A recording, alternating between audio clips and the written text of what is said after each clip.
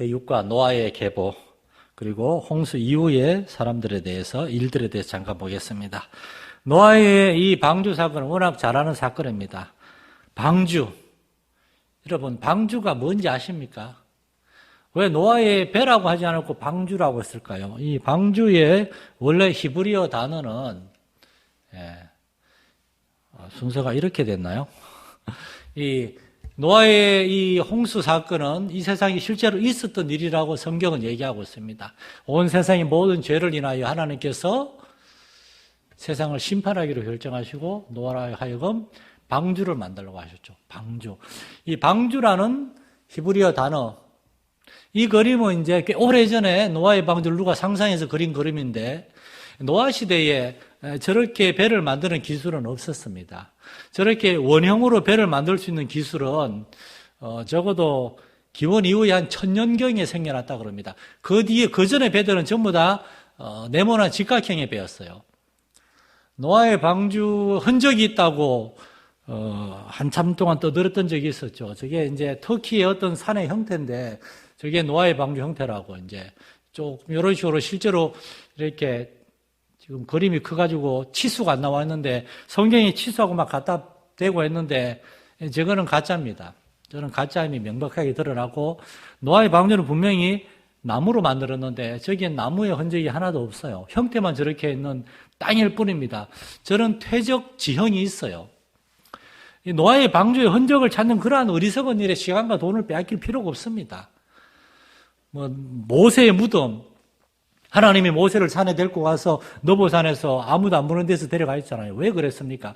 분명히 모세의 무덤 가지고 난리 칠 걸 다 아시고 모세의 무덤을 남겨주지 않았어요.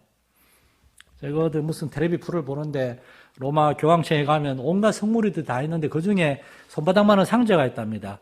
그 상자를 열면은 그 나무 가시 2개가 있어요. 그 예수님의 머리에 씌워지던 가시의 조각이랍니다. 다 거짓말입니다. 그런 거 믿어서는 안 됩니다. 2000년 전에 나무가 어떻게 아직 남아있습니까? 노아의 방주에 대해서 가장 그럴듯하게 그린 그림이 저는 이건 것 같아요. 네모난 큰 상자. 노아는 물론 100년 동안 배를 만들었으나 그냥 나무를 착착착 쌓아 올려서 큰 배를 만들었을 뿐이에요. 이 배가, 왜냐하면은 방주를 의미하는 히브리어 단어는 히브리어 테바라는 말이에요. 테바. 히브리어 테바라고 되어 있는데, 테바의 원래 의미는 상자입니다. 상자. 그리고 구약 성경에 이 테바란 말이 28번 나오는데, 그 중에 노아의 방주를 가리켜, 방주 외에는 전부 다 상자를 가리킬 때 히브리어 단어 테바가 쓰여졌어요.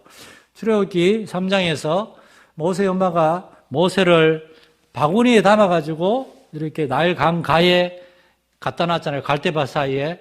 그 상자를 가리키는 단어도 테바였습니다.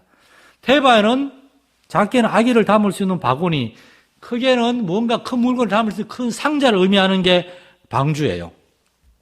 하나님은 노아에게 사람들과 짐승들이 다 많이 들어갈 수 있는 커다란 나무 상자를 만들라.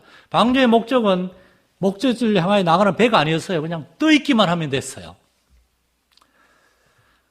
성경은 노아의 홍수 사건에 대해서 온 세상에 가득한 사람들의 죄악에 대해서 이야기합니다. 그 중에 하나님께 은혜를 입은 노아에 대해서 이야기하고, 그리고 하나님이 방주를 만들라 명하시죠. 그리고 홍수가 온 땅을 덮었어요.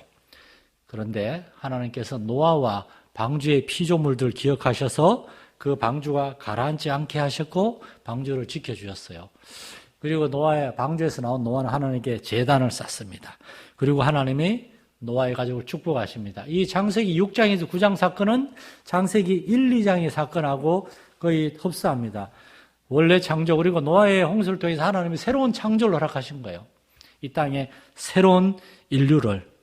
이 홍수 설화에 대해서 전 세계 여러 지역에 신화와 전설이 있는데, 그 중에 많은 학자들은 노아의 홍수 기록이 모세 시대에 기록이 됐는데, 모세는 기원전 1500년대 사람이거든요. 모세 시대 그 이전에 바벨론에 홍수 설화가 있어요. 그걸 뭐라 그런가 하면 여러분 들어보시는 분이 있을지도 모릅니다. 길가메시 서사시라고, 길가메시라고 하는 바벨론 제국이 고대 바벨론이 있고 신 바벨론이 있어요. 성경에 열왕기 상하, 역대 상하에 나오는 유다를 멸망시킨 바벨론은 신바벨론이고, 그거는 기원전 700년경부터 한 500년까지 있었던 바벨론이고, 고대 바벨론이라고 했습니다. 그거는 기원전 2500년경에 있었던 고대 바벨론인데, 고대 바벨론의 왕 중에 한 명이 길가메시라는 사람이 기록을 썼다는 거예요. 이 기록이 1850년에 바벨론의 유적지인 이제 니너웨가 오늘 이라크의 바그다드 근처거든요. 그 니너웨의 고대 도서관에서 점토판이 몇 개 발굴됐는데 거기에 이 길가메시 이야기가 있다는 거예요. 그 중에 여러 개가 있는데 제일 점토판에 홍수 이야기가 있다는 거예요. 그래서 이거 봐라. 이 노아 이야기는 고대 바벨론의 설화인 이 길가메시 신화를 뺏겨가지고 모세가 창작해낸 것이다. 자유주의 신학자들은 그렇게 주장합니다. 그 보면 이제 바벨론의 최고시 엔릴이 홍수로 세상을 멸하고자 하는데 에아 신이라고 하는 사람을 사랑하는 지혜의 신이 이제 이름도를 우트나 PC 팀에게 방주를 만들려고 그랬어요.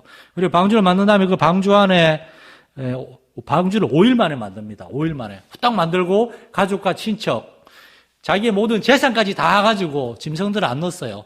그리고 사람만 살아남았다는 거예요. 그리고 땅에 6일 동안 비가 내려서 방주에 탄 사람은 다 죽었다. 얼마나 비논리적이고 비합리적입니까? 그러면 지금 육지의 짐승들은 다 죽어야 되는데, 그리고 사람이 홍수로 다 멸하고 새 세상이 되는데 재산이 뭔 필요가 있습니까? 농사지고 다 다시 시작해야 되는데 소유물을 가지고 들어갔다는 것도 말도 안 되고, 이런 길가메시 서사시에 대해서 저도 읽어봤는데 이러한 자료들은 결국에 길가메시 신화가 더 먼저 써있었고 구약 성경에 창세기가 뒤에 써있었으니까 모세가 그걸 뺏겼다라는 이러한 세상의 주장이 아니라 합리적으로 들어가면 이렇게 되는 겁니다. 이것은 성경을 인간의 창작물로 보려는 불신앙적인 시도이고 더 합리적이고 또한 논리적인 그러한 성경적인 순서로 하면은 잘못된 거예요. 왠가 하면 우리가 이제 다음 주에 잠깐 볼 건데 노아의 홍수 이후에 바벨탑 사건이 있습니다.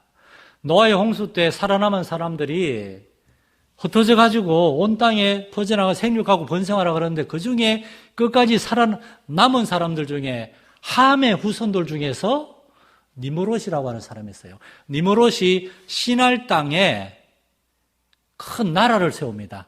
그 나라 이름이 바벨이에요. 그리고 그 땅 가운데 나중에 바벨탑이 생겨납니다.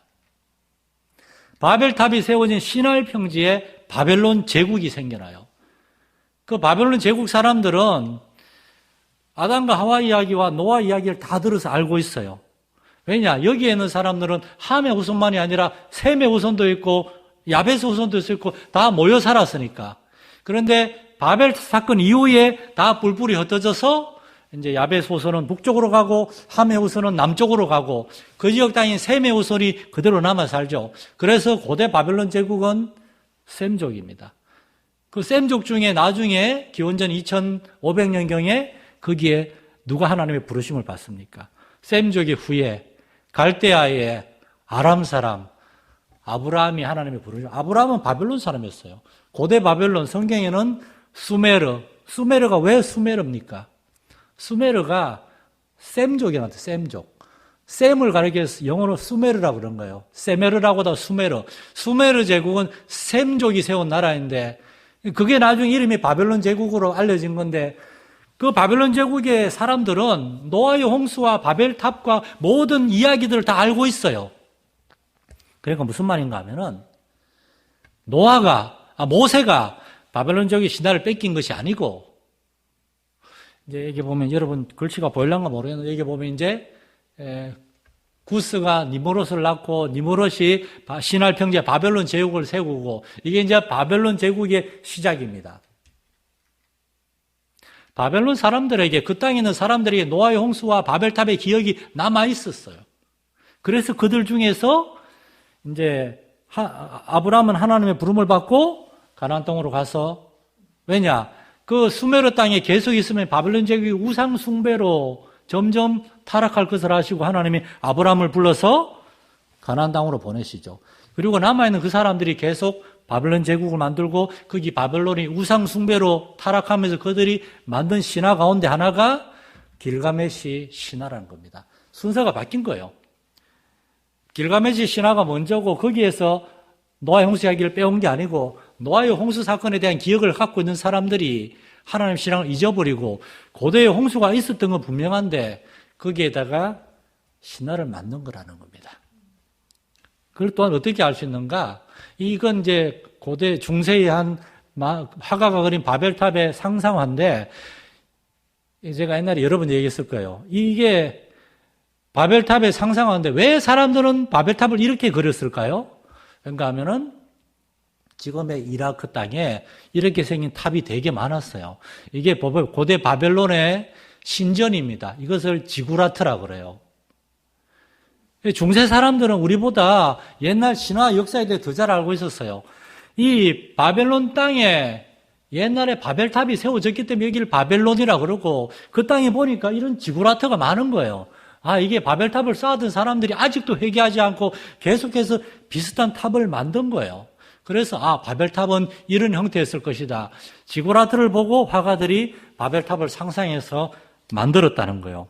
모든 것이 결국 성경에 있었던 역사가 먼저고 그 성경의 역사가 아브라함과 이삭과 야곱과 요셉을 통해 후손들에게 잘 구전되어 가지고 그것이 모세 시대에 기록된 것이 성경이고 그러나 하나님을 믿지 않는 이방의 우상을 섬기던 사람들이 만들어낸 엉터리 신화와 엉터리 종교가 결국에 그런 바벨론에 이르러 신화들이 됐다는 겁니다. 믿음이 없으면 자기들이 경험한 사건을 잘못 해석하게 돼 있으니까. 자, 이렇게 홍수 사건 이후에 하나님께서 노아를 축복하시고 노아를 통해서 그의 세 아들을 통해서 복을 주시는데 창세기 9장에 보면 노아가 하고 많은 농사 중에서 포도 농사를 짓고 그 포도주를 마시고 취했다는 그런 얘기가 있습니다. 이런 걸 보면서 참 노아는 의인이었지만 완전한 사람은 아니라는 걸 알 수 있습니다. 정말 성경 말씀에 그런 적 선줄로 생각하는 자는 넘어질까 조심하라. 여러분, 우리가 아무리 신앙생활 오래 하고 아무리 예수를 열심히 믿어도 우리는 우리 자신을 믿어서는 안 됩니다. 우리는 실수할 수 있고 넘어질 수 있어요. 그러니까 누군가 실수하거나 넘어지는 거 보면 우리가 그것 때문에 시험 들면 안 됩니다. 이것도 인간이 이렇게 연약하구나 깨달으면 돼요. 엘리야도 갈멜산에서 바알과 아세라 선지자와 그런 영적인 싸움을 싸워서 이긴 다음에 그 다음날 무서워가지고 광야로 40일 동안 참 이런 표현을 써서 죄송하지만 공지가 빠지게 도망갔잖아요. 무서워가지고. 노아도 실수를 했어요. 그런데 노아는 말 그대로 실수를 했죠. 노아의 실수에 대해서 우리는 그거 가지고 어떻게 반응하는가가 중요해요. 노아가 실수했는데 그 노아의 실수한 것을 보고 가나안의 아버지, 노아의 둘째 아들 함은 아버지의 그 창피한 것을 보고 나가서 두 형제에게 알렸어요. 함은 아버지의 실수를 드러냈어요. 여러분, 우리도 실수할 수 있고 다른 사람도 실수했는데 자꾸 실수한 거 계속 곱씹고 얘기하고 그냥 막 그거 가지고 따지고 기억하고 그러지 않았으면 좋겠어요. 누구나 실수할 수 있고 우리가 죄를 지어도 우리의 죄를 예수님이 다 짊어지셨는데 우리가 형제의 그러한 잘못을 좀 감싸주고 좀 이렇게 덮어주고 우리가 좀 그럴 수 있기를 바랍니다. 노아의 첫째 아들과 셋째 아들 셈과 야벳은 옷을 가져다가 그냥 아버지의 그 부끄러운 벌거벗은 보시 않으려고 뒤로 가가지고 아버지의 몸을 덮어줬다라고 돼 있어요. 덮어줬다고. 아버지의 실수를 드러낸 아들이 있는가 하면 아버지의 실수를 덮어준 셈과 야벳. 노아도 실수할 수 있죠. 사람이니까. 노아는 천사가 아니니까. 하나는 신이 아니니까. 그 실수에 대해서 어떻게 반응하는가 중요해요. 노아가 나중에 술이 깼어요. 그리고 자기의 아들 함이 행하는 것을 보고 함이 막 그런 얘기를 떠들고 다니니까 가나안도 와서 보고 막 떠들고 다니고 그걸 보면서 함과 가나안은 저주를 받아 그의 형제의 종들의 종이 되기를 원하노라. 그냥 종도 아니고 종들의 종이 되기를 원하노라. 그리고 셈과 야벳에겐 축복하기를 셈의 하나님 여호와를 찬송하리로다. 가나안은 셈의 종이 되고 하나님이 야벳을 창대하게 하사 셈의 장막에 거하게 하시고 가나안은 그의 종이 되게 하시기를 원하노라. 여러분, 이것이 바로 인류의 역사를 결정했습니다. 이 노아의 축복과 예언이. 실제로 이제 나중에 지도를 보면은 원래 하나님께서는 셈족을 아시아 땅에 퍼져 살게 하시고 함은 가나안 땅에, 야벳은 유럽 땅에 살게 하셨는데 이제 나중에 셈족의 땅에 있는 아브라함이 그 땅도 결국에 후손들은 아시아나 유럽이나 아프리카나 다 나중에 우상을 숭배하고 이렇게 죄를 짓는 그런 민족이 됐어요. 그러나 셈의 후손 중에서 하나님이 아브라함을 부르셔서 아브라함이 구원받게 하셨죠. 그리고 아브라함의 후손을 통해 한 나라를 세우셨죠. 그 한 나라에서 이제 예수님 오시고 교회가 시작됐어요. 그리고 사도 바울이 복음을 아시아 땅과 아프리카 땅에 그쪽으로 교회가 퍼져나가려고 그러는데 하나님이 어디로 이끄셨습니까? 유럽 땅으로 이끌었어요. 왜냐? 노아를 통해서 야벳이 셈의 장막에 거하면서 셈을 통하여 복을 받을 것을 예언하셨기 때문에 하나님이 셈의 후손에게 그들 중에 한 나라를 세우시고 예수 그리스도를 보내셨어요. 그리고 나중에 셈의 후손 중에 바울 사도는 그리고 초대교회는 복음을 들고 유럽으로 갔어요. 유럽이 야벳의 후손이잖아요. 그래서 야벳이 셈의 장막에 거함으로 복을 받은 것처럼 셈의 후손들을 통해서 유럽 땅에 복음이 먼저 증거되고 그리고 유럽 땅에서 복음이 다 퍼져나간 다음에 유럽 땅에서 저쪽 아메리카와 아프리카로 복음이 증거되는데 유럽의 성문사님들이 아프리카 땅에 가니까 아프리카는 너무나 다르구나. 도대체 이들은 어떻게 된 것인가? 하나님께서 함과 가나안과 이제 정확히는 가나안 민족과 애굽 사람들이 이제 함의 후손인데 거기서부터 밑으로 점점 이제 퍼져나간 거죠. 아프리카만이 아니라 이제 뭐 다른 나라도 그렇지만 특히 오늘날 아프리카를 보면은 정말 너무나 불쌍하고 안타까울 정도로 여러분 복음이 우리나라보다 아프리카에 먼저 들어갔습니다. 복음이 아프리카에 들어갈 때는 1800년대, 1900년대 리빙스턴 선교사, 슈바이처 선교사 이런 사람들이 복음을 들고 아프리카로 갔어요. 300년, 400년 됐어요. 우리나라 복음 1884년에 처음 들어왔습니다. 140년밖에 안 됐어요. 그런데 우리나라는 지금 완전히 저 외국은 우리나라가 기독교 국가인 줄 알아요. 이렇게 하나님 놀라운 복을 받은 아프리카는 아직도 제대로 된 나라가 없습니다. 이디오피아와 나이지리아 기독교율이 많지요. 그러나 그 기독교가 얼마나 우상들하고 짬뽕이 돼가지고 아프리카 교회들이 많이 부흥하긴 하지만 그러나 그 부흥하는 아프리카 교회 지도자들이 한순간에 타락하거나 실족하거나 그런 일이 너무나 많아요. 인류의 역사를 보면 아프리카는 대대로 정말 종의 그러한 나라였다는 것을 우리가 보게 됩니다. 이러한 것들을 통해서 우리는 무엇을 알 수 있는가? 벌써 결론인데 너무 빨리 끝났는데 뭔가 더 얘기를 좀 해야 되는데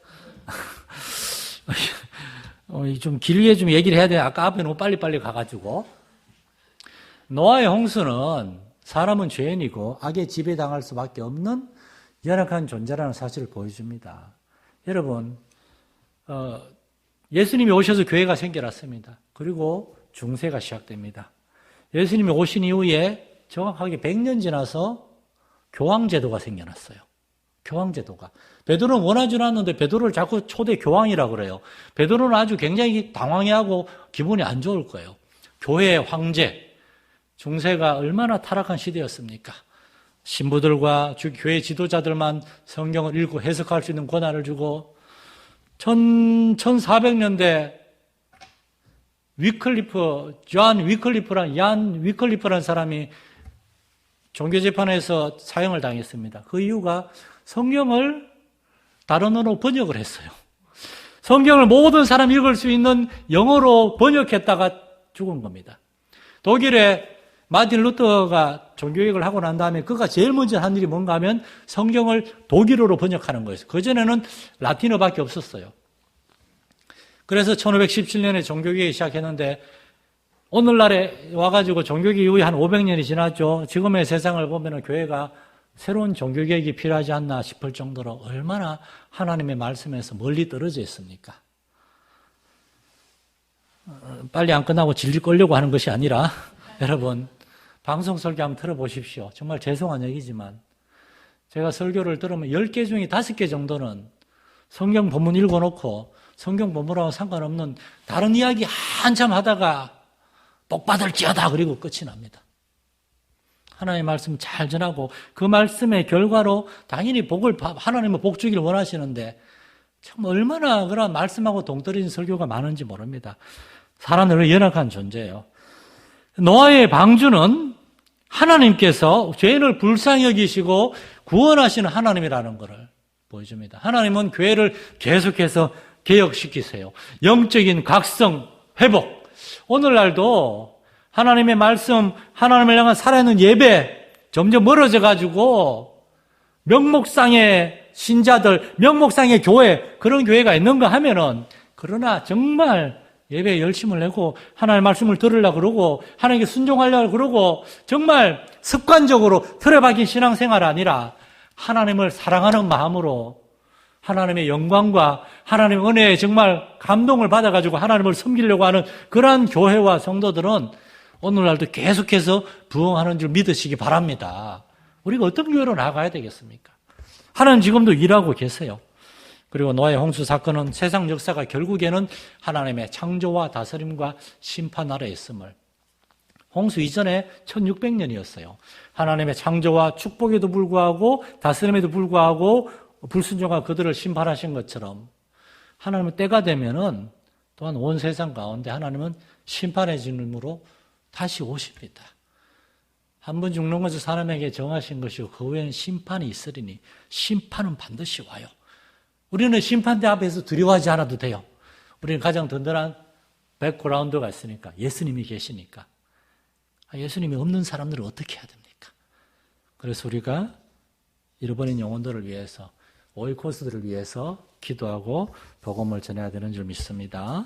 하나님 아버지, 노아의 홍수를 통하여 하나님은 세상을 창조하셨을 뿐만 아니라 살피시고 주관하고 다스리시는 하나님이시며, 하나님은 우리의 죄에 대해서 반드시 징계하시고 심판하시는 하나님임을 우리로 알게 하여 주옵소서. 하나님 앞에서 우리의 마음과 뜻과 생각을 온전히 하며 살게 하시옵소서. 우리도 쉽게 실족하고 연약함에 빠질 수 있습니다. 그러나 우리 주 예수 그리스도를 통하여 하나님은 우리를 용서하시고 부르시고 다시 회복하시는 하나님이심을 인하여 감사하며, 우리도 형제와 자매들을 용서하고 용납하고 사랑하며, 참으로 우리 교회가 한마음 한뜻이 되어서 주님을 섬기고 주의 복음을 전하는 오늘날 이 시대에 구원의 방주와 같은 교회가 되게 해 주옵소서. 우리 주 예수님 이름으로 기도드립니다. 아멘. 하늘에 계신 우리 아버지, 아버지의 이름을 거룩하게 하시며 아버지의 나라가 오게 하시며 아버지의 뜻이 하늘에서와 같이 땅에서도 이루어지게 하소서. 오늘 우리에게 일용할 양식을 주시고 우리가 우리에게 잘못한 사람을 용서하여 준 것 같이 우리 죄를 용서하여 주시고 우리를 시험에 빠지지 않게 하시고 악에서 구하소서. 나라와 권능과 영광이 영원히 아버지의 것입니다. 아멘.